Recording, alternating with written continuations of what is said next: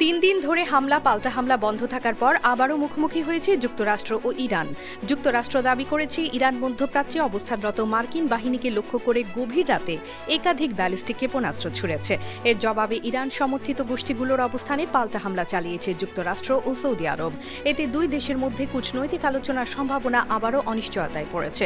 সংবাদ মাধ্যম বিবিসি বলছে, যুক্তরাষ্ট্রের স্থানীয় সময় মঙ্গলবার ২৮ জুলাই, যুক্তরাষ্ট্রের পূর্বাঞ্চলীয় সময় বিকেল ৫টা ৪৫ বাংলাদেশ সময় বুধবার ভোর ৩টা ৪৫ ইরান এই হামলা চালায় বলে মার্কিন সামরিক বাহিনীর সেন্ট্রাল কমান্ড সেন্টকম জানিয়েছে। অবশ্য নিক্ষেপ করা সব ক্ষেপণাস্ত্রই সফলভাবে প্রতিহত করা হয়েছে বলে দাবি করেছে তারা। তবে হামলার লক্ষ্যবস্তু কোথায় ছিল তা জানানো হয়নি। আর এর জবাবে ইরানের নির্দেশে চালানো ড্রোন হামলার প্রতিশোধ হিসেবে ইরাকে ইরান সমর্থিত সশস্ত্র গোষ্ঠীগুলোর উপর যুক্তরাষ্ট্র ও সৌদি আরবের বাহিনী হামলা চালায় বলে জানিয়েছে সেন্টকম। তবে এ বিষয়ে এখনো কোনো মন্তব্য করেনি তেহরান। মানে ভালো, দামে সস্তা। আজই কিনুন জাদু ডিটারজেন্ট পাউডার। আপনার কাপড় হবে ঝকঝকে পরিষ্কার। MK international company. এদিকে এই পাল্টা হামলার মধ্য দিয়ে যুক্তরাষ্ট্র ও ইরানের মধ্যে কয়েকদিনের যে সাময়িক বিরতি ছিল তা শেষ হলো। ওই বিরতির উদ্দেশ্য ছিল দুই পক্ষকে আবার আলোচনার টেবিলে ফিরিয়ে আনা। সেন্টকম জানিয়েছে, যুক্তরাষ্ট্র ও সৌদি আরব ইরাকের পূর্বাঞ্চলে সশস্ত্র গোষ্ঠীগুলোর একাধিক রসদ ও অস্ত্রের স্থাপনায় হামলা চালিয়েছে।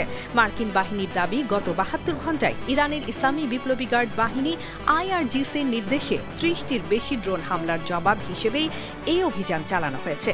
সেন্টকম আরও বলেছে, যুক্তরাষ্ট্রের সামরিক জবাব এড়াতে ইরানের সামরিক বাহিনী এবং তাদের সন্ত্রাসী সহযোগী গোষ্ঠীগুলোকে এসব হামলা বন্ধ করতে হবে।